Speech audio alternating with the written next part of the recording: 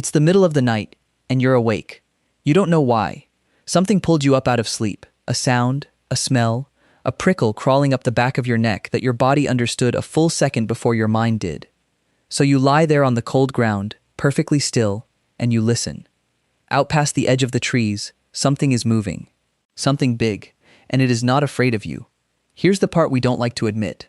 For almost the entire span of our story, that feeling, that animal certainty that you are being watched by something that wants to eat you, was not a nightmare. It was just an ordinary night. We were not the hunters. We were the hunted. Soft, slow, weak-jawed, blunt-clawed, thin-skinned, and very much on the menu.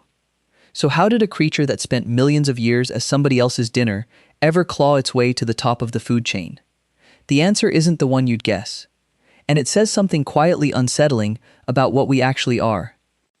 Let's start with the fact that most of us have simply never been told. There is a story we love about ourselves. Man the hunter, the clever ape with the spear, striding out across the plains, running down mammoths, the deadliest thing for miles. We put it in museums.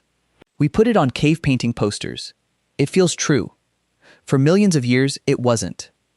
In 2005, two scientists, Donna Hart and Robert Sussman, wrote a book that quietly took a hammer to that whole idea. They called it Man the Hunted.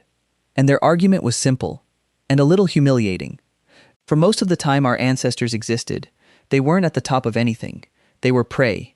Regular, reliable, easily caught prey.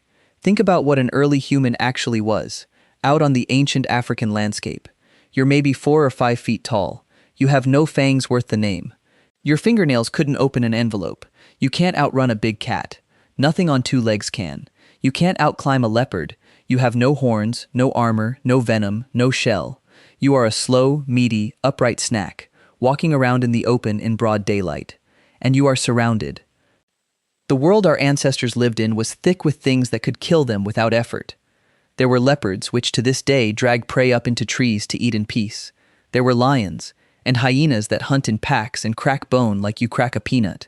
There were saber-toothed cats the size of a modern grizzly. There were giant hyenas and enormous crocodiles in every river you needed to drink from, and there was something coming from a direction you never think to guard, the sky.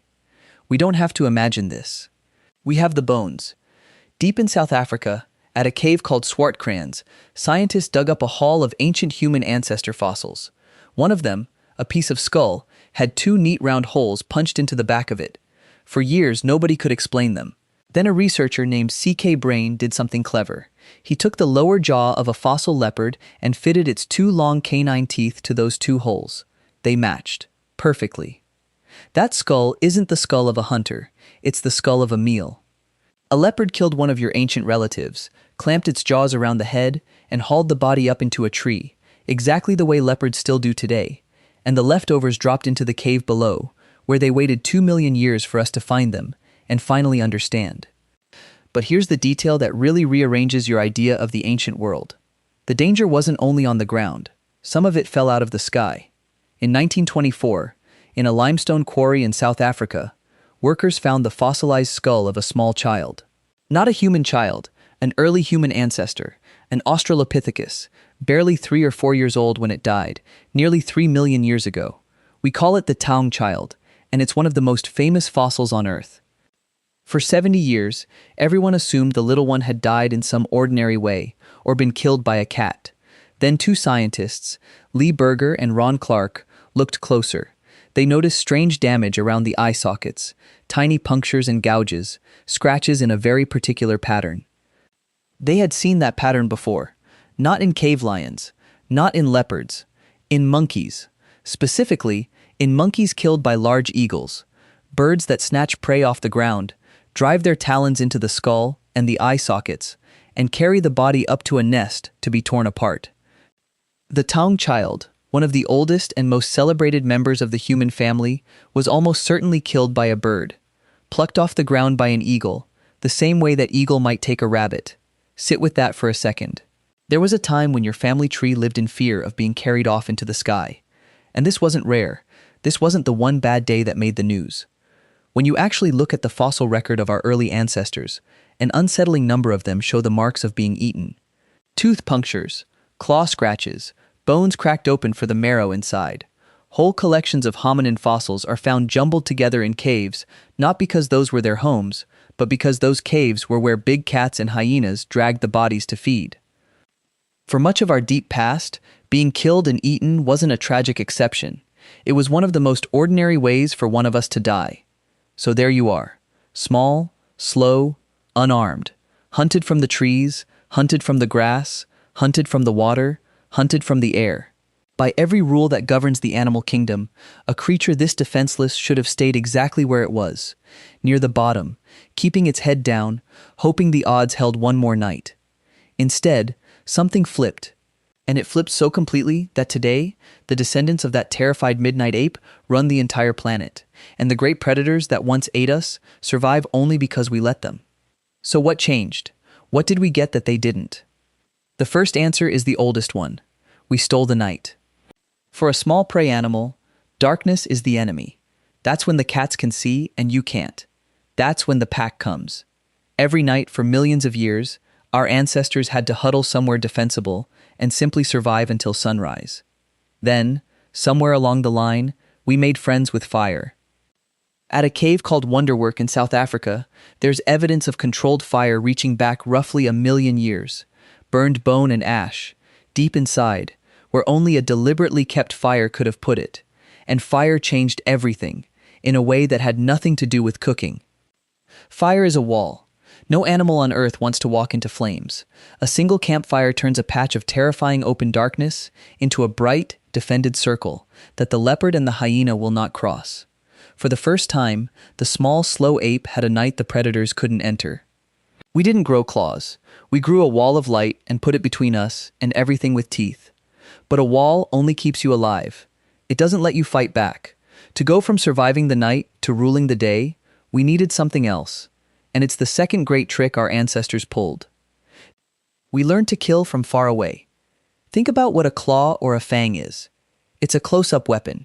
To use it, a lion has to reach you, touch you, close the gap. Every predator on Earth plays that same game.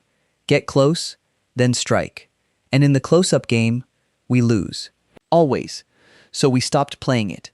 In a coal mine in Schoningen, Germany, archaeologists pulled a set of wooden throwing spears out of the ground, beautifully carved, balanced like a modern javelin, and roughly 300,000 years old. They are among the oldest hunting weapons ever found, and they were built for one purpose: to leave your hand. Understand what that does. A spear, and later a dart flung with a throwing stick, and later an arrow. These let a soft little human kill something enormous from across a clearing, without ever being touched. The mammoth's tusks don't matter if you're 40 feet away. The lion's speed doesn't matter if the blow lands before it reaches you. We took the one advantage every predator relied on, closing the distance, and we made it irrelevant. We became the only animal that could kill you before you knew you were being hunted. But fire and spears aren't the real secret. They're just tools, and a tool is useless in a single terrified hand. Here's the thing that actually turned the tide, the thing underneath everything else. We stopped being alone. One human is a snack. 20 humans, standing shoulder to shoulder, shouting, waving fire, hurling stones and spears from every angle. 20 humans are a nightmare that no leopard on Earth wants any part of. Even now, if you watch small animals drive off a predator many times their size, they do it the same way, together, loud, refusing to break. It's called mobbing, and it works. A predator does simple math. Is this meal worth the risk of getting hurt? For a lone ape, the answer was yes. For a coordinated group that plans, that watches each other's backs, that can wound you from a distance and won't scatter when you charge, the answer becomes no, not worth it. Go find something easier. That was the flip. Not one strong human, many ordinary ones, refusing to be separated. And this is where the whole story turns over on itself. We tell it as a triumph of strength. Man the hunter, the fearsome ape who conquered the wild. But look again at how it actually happened, and you'll notice something strange. We never won the fight the predators were built for. We never got faster than the cheetah, or stronger than the bear, or bigger fanged than the lion. In a fair, one-on-one, tooth and claw contest, a naked human loses to almost everything with a mouth. We didn't beat the predators by becoming better predators. We beat them by refusing to fight fair. We surrounded ourselves with fire so the night couldn't touch us. We invented distance so the teeth couldn't reach us. And above all, we stuck together so tightly that hunting one of us meant taking on all of us.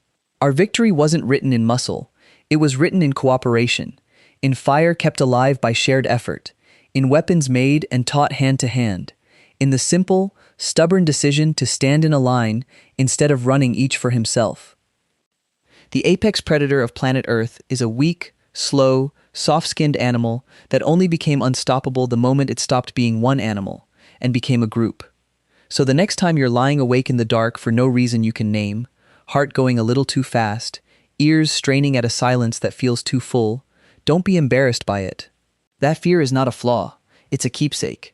It's the oldest inheritance you have, handed down unbroken from 100,000 nights when the thing in the dark was real, and your ancestors survived it only because they were not there alone.